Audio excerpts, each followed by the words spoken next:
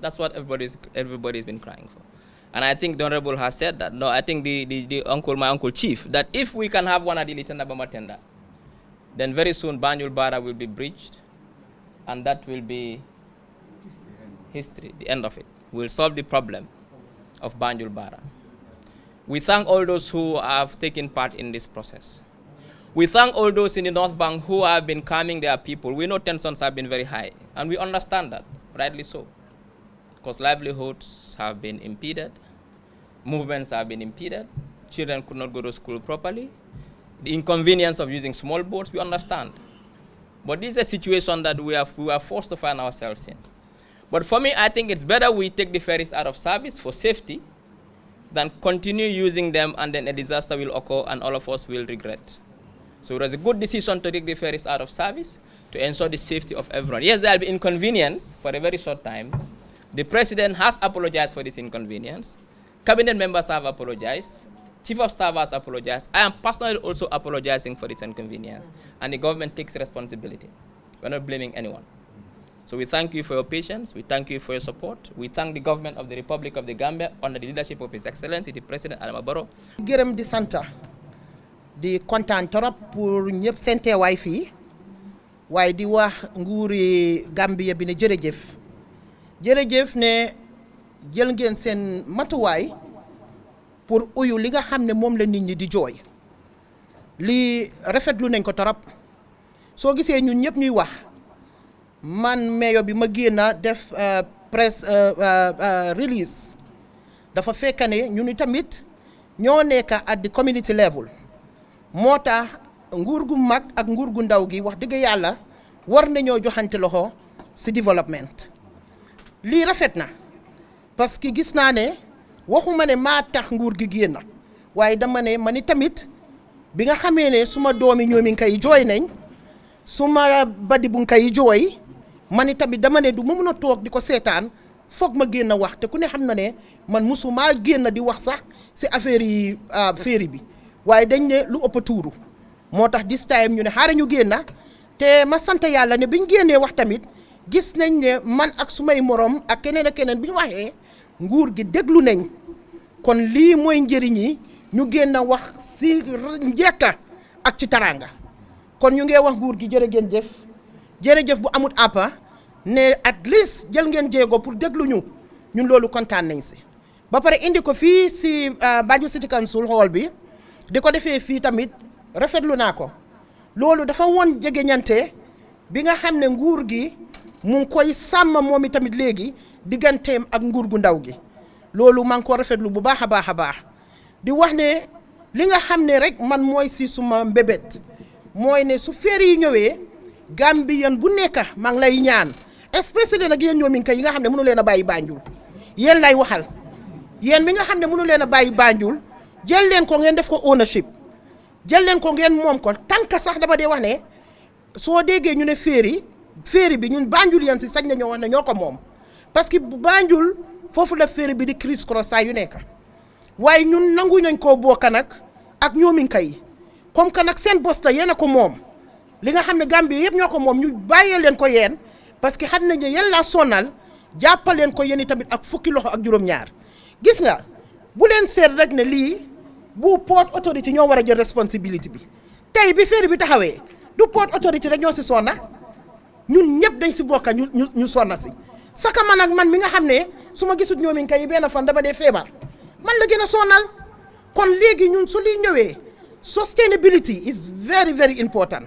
port am nañ ci wàlla ñu ni tamit am nañ ci wàlla am na nag citizens yoo xam ne wax dëgg yàlla sometimes they are very very irresponsible da ngaa gis ku nekk loo am nga sànni ci biir ferry bi lu la neex nga def ci biir ferry bi parce que yaa ngi wax ne sa yoon nekku ci parce que dama ko dee gis ci mbedda yi sax da ngaa gis ku daw ba soona ak motoom sa mu ibi palanteer am rek sànni mbalitam kon ñu ni tamit nañ ñu jël ownership ñu xam ne lii suñ bos la ñu jàpp ko ba pare saa yu nekk li nga xam ne moom la ñoo xalaat at the back of our mind mooy coono bi nga xam ne dal nañu bi nga xam ne ferry bi taxaw na tey ñi si gën a sonn mooy jigéen ñi parce que tey jigéeni biir bi nga xam ne mu ngi war a ñëw lopitaani Banjul tey kooku am na coono tey nit ki nga xam ne moo gaañu mu ngi feebar ñu war koo indi lu gaaw kooku am na coono xale li school yi nga xam ne ñu ngey jàng ñooñu tamit am nañ coono góor yi sax ñi nga xam ne dañu war a aye si Banjul fii sax am nañ coono kon nag dafa mel ni problème bi suñ problème la ñun ñëpp. Good afternoon, Honorable Chief of Staff, Office of the President, Honorable Minister of Transport, Works and Infrastructure, Lord Mayor of Banjul, Honorable Ministers here present, the Chairman of the Board of Directors of the GPA, the General Manager Gambia Ferries, members of the Project Implementation Unit, the National Assembly members here present, the chiefs from the North Bank, from the Bariboots and the Jokadu and Sanjal, and members of the press, all protocols respectfully observed. It is an honor to be here to witness this momentous occasion. But first and foremost, to apologize to all Gambians, to all our esteemed customers, and to all users of the ferry services for the disruption in the service along the Banjul and Bara crossing points. It is not our desire, but it happened the way it has happened, and the lessons learned is that going forward, we will improve in our planning to ensure that there is uninterrupted service along this route. That besides, this ceremony is for the signing of 2 new ferries. And the decision came about because of our engagement with a development partner, African Development Bank, who has provided the grant funding to procure 1 new solar-powered green ferry. When the decision was sent to government, Cabinet in its wisdom gave instructions, and the Ministry of Transport informed the GPA that it's government decision to go for 2 instead of 1. That's why we are signing for 2 ferries. 1 is completely on a grant by the African Development Bank, and the second is being procured by government through a supplier credit arrangement with Damen Shipyard of the Netherlands. Coincidentally, Damen Shipyards are the manufacturers of practically all of the ferries and the craft we have at the GPA. And the procurement process went through international tender, and they happen to be the only and the most responsive bidder. That's why they're here today to witness this signing with us. In terms of delivery, we expect the ferry to be delivered after 16 months when we sign this contract. And the payments are received and the keel laying is done. Now, one of the features that we have also on this new ferry is that we've learned on some of the customers' needs and queries on the current Kunta Kinte. By the way, these 2 new ferries are going to be a Kunta Kinte type in terms of their capacity. And what we have learned is customers have been complaining usually about accommodation. So things like the toilet facilities, their positioning on the car deck and other features will be an improvement on these 2 new ferries. And that they will not only rely on diesel power, but they'll use clean energy in terms of to sustain the environment. Besides that, the other thing we want to announce is that after all these investments are done, huge capital intensive, we will also open up to the private sector and invite them for the sustainable operations and management of ferries, so that we will be guaranteed quality service and value for money. So this is our intention and our game plan, and we believe that if we implement these strategies, the thing about ferry crossing, not only between Banjul and Bara or linking the capital and North Bank, but this is a major crossing point for the Trans-West Africa High Route, we call it, Highway number 7. It links from Nouadhibou to Angola. So that's how important this ferry crossing point is. ñu ngi njëkk a jégalu si suñ mbokk yi si service bi nga xam ne stop na diggante Banjul ak Bara gënalut ñu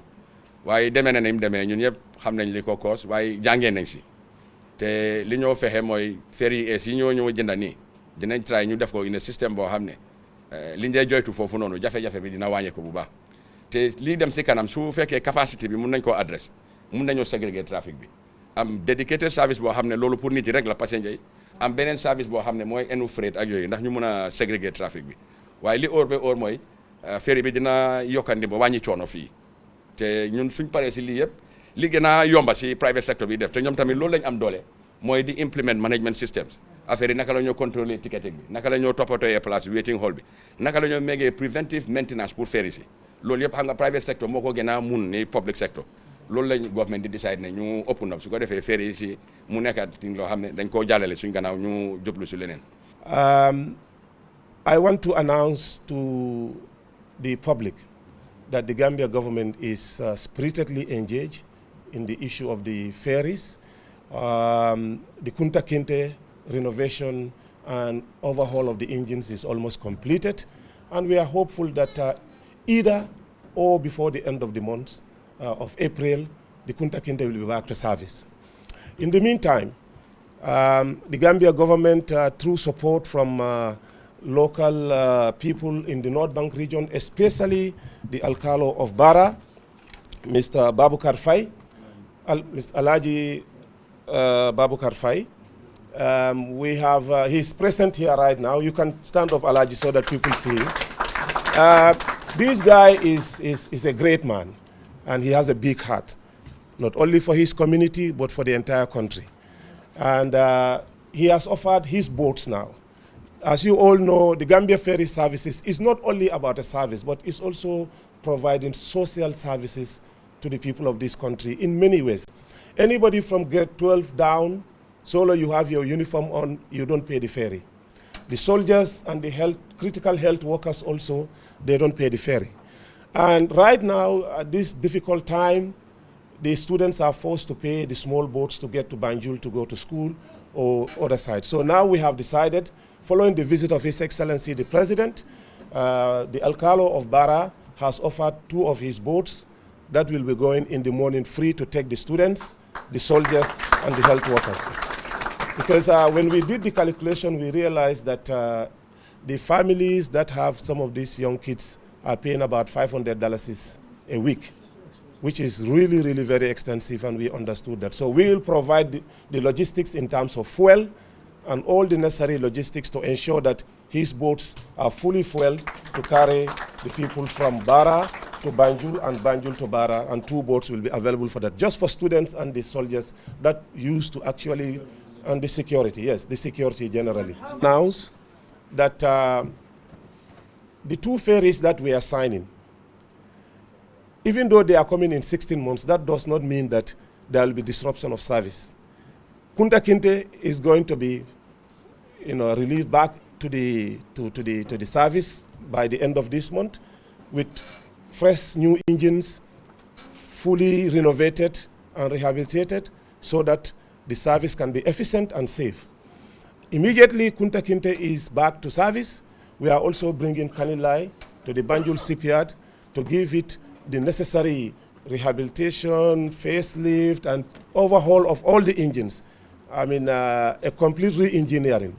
So that by the time, within the next few weeks also, Kanilai also will come almost new back to service, while we are waiting for the arrival of 2 new ferries to be delivered to the government in 16 months. In the meantime, we had, in the last couple of months, given license to 2 private operators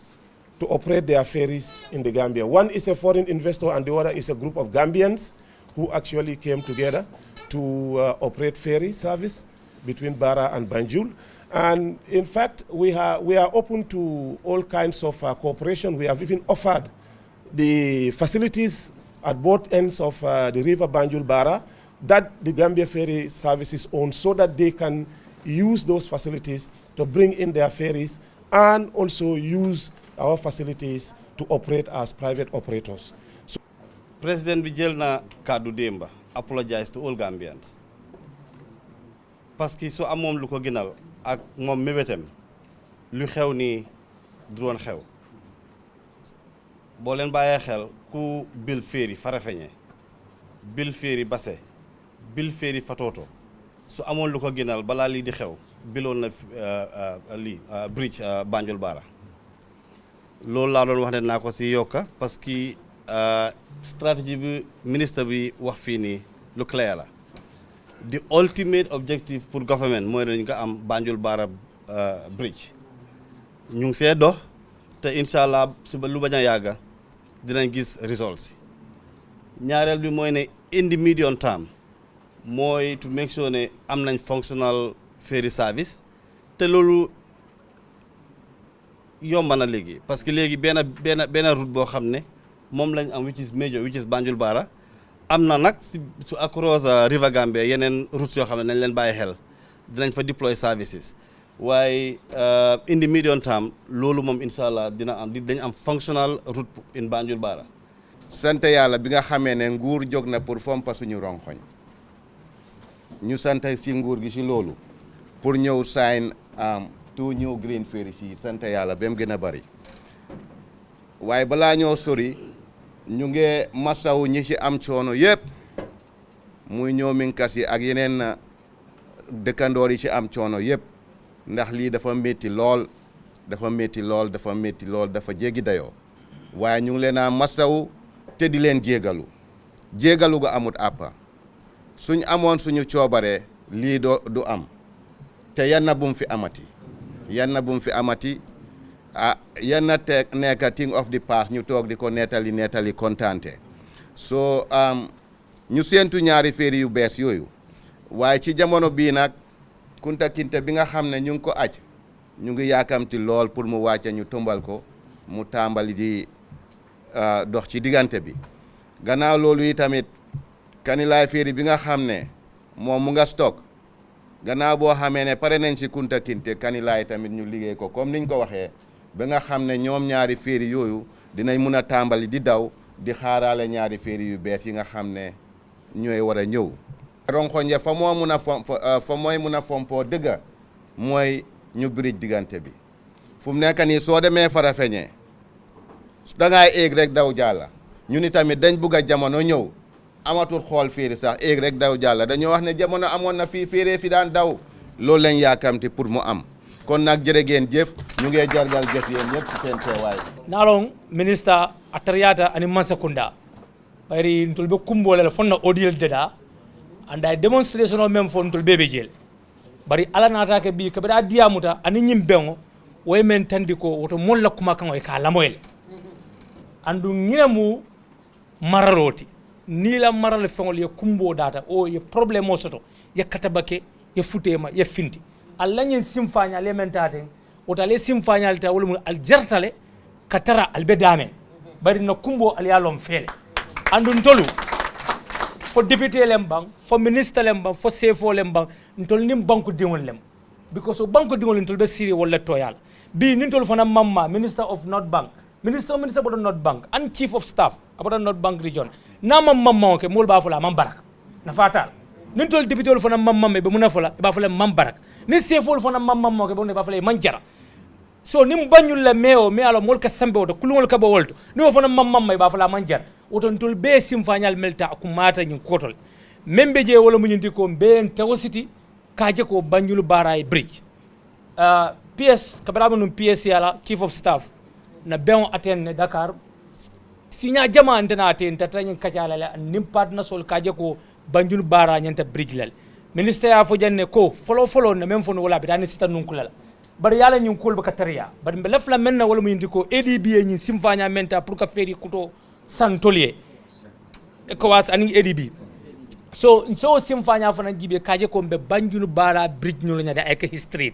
wala mu the lasting solution ata ken wala say bar bayri mirarol beje o mirarol be nyanta na dual ke je atol alfalu fanan kaje ko Banjul Bara bridge be mo be tentula mbal jeyla mba fula ndro fanan ninna molbe kacalal melialo ilafta demonstration o kele ele nyantole mu bayri ni ku yame be lari ka nim batada bat tumando bata bi nim momoy media jibe e balo nar ko simfanya tatale me alon kaje ko nyim problème o ka tala ana be man solve 100% but at least 50 to 60% problème o nyimbe solve wotam fulale en contenta bake alfal min natige be kankelen wol contenta bake ni alfaage borola ala ko man kolla woto bimba fulale ko banko bebe ngi lamoy la dum masa kunda sila da fen fen wata kala kadim bebe tanga diam na mole bawo altala ko le fay na malu sunu san inna malu sunu ko la kay robano tuma do nyi nak ko la be rok malik mo ani ministre ani beng be ten la ke jay ka ni mol be ko me ko ma fele e bu ge nyaada ke anu nyi ko fen mu mi yalon ko jiko bige adu abi kelal mbadi kiyan ko sambi te gelal na kotak so nimba tambere ga badi bun kol ba sam tumando ka tani woro o sudata baki ni ala sanda adi feri do fanan be duala fo asitaria